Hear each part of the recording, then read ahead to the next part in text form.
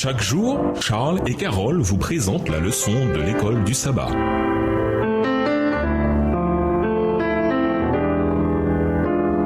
Bienvenue à votre émission Dieu nous parle. Voilà la leçon de mardi, don spirituel et unité. Comme nous l'avons vu dans une précédente leçon, l'église à Corinthe avait de graves problèmes. Quel principe Paul évoque-t-il dans 1 Corinthiens 3, les versets 5 à 11 et 2 Corinthiens 10, les versets 12 à 15, en vue de la guérison et de la restauration, qui sont tellement vitales pour l'unité de l'église. 1 Corinthiens 3, les versets 5 à 11. Après tout, que sont donc Apollos et Paul ?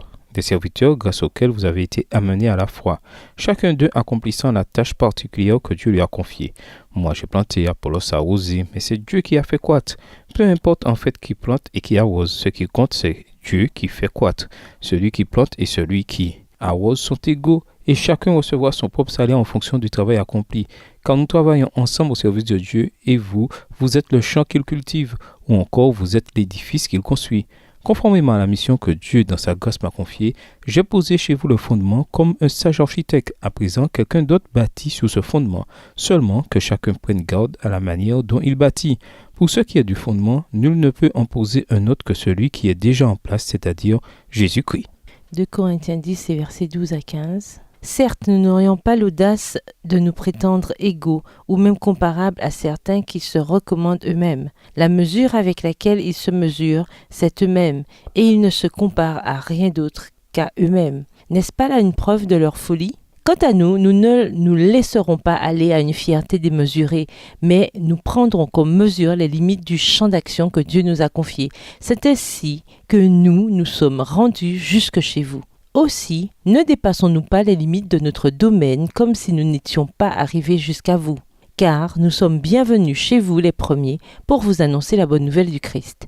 Nous n'avons donc pas une fierté démesurée, comme si nous nous vantions d'un travail accompli par d'autres. Au contraire, nous gardons l'espoir qu'avec le progrès de votre foi, notre œuvre grandira de plus en plus parmi vous dans les limites de notre champ d'action. Dans ces passages, l'apôtre résume les principes cruciaux pour l'unité de l'Église. Il souligne que Jésus emploie différents ouvriers pour accomplir différents ministères dans l'Église, même si chacun œuvre de concert avec les autres en vue de l'édification du royaume de Dieu. 1 Corinthiens 3, verset 9. Mais Dieu nous appelle à la coopération, non à la compétition. Chaque croyant reçoit un don de Dieu pour coopérer dans le service du corps du Christ et le service à la communauté. 1 Corinthiens 12, verset 11.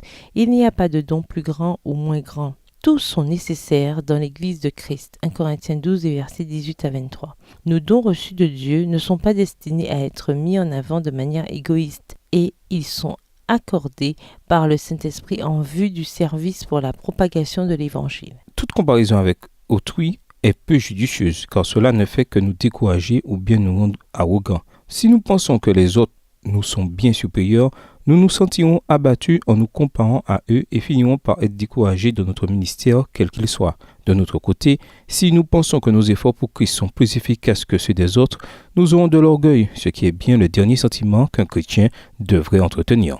Ces deux états d'esprit pénalisent notre efficacité pour Christ ainsi que la communion fraternelle que nous partageons. Quand nous agissons dans la sphère d'influence que Christ nous a assignée, nous trouvons la joie et le contentement dans notre témoignage pour Christ. Nos efforts complètent ceux des autres membres et l'Église de Christ fait des pas de géant pour le royaume.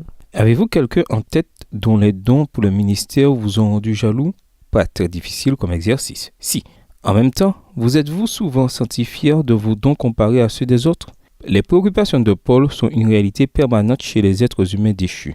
Indépendamment du côté où nous tombons, comment apprendre à avoir l'état d'esprit désintéressé nécessaire au maintien de notre unité en Christ ? Et nous vous laissons avec la question du jour que nous enseigne le changement de Jésus sur la réconciliation dans notre propre vie. Au revoir. Et à demain si Dieu veut. Dieu nous parle.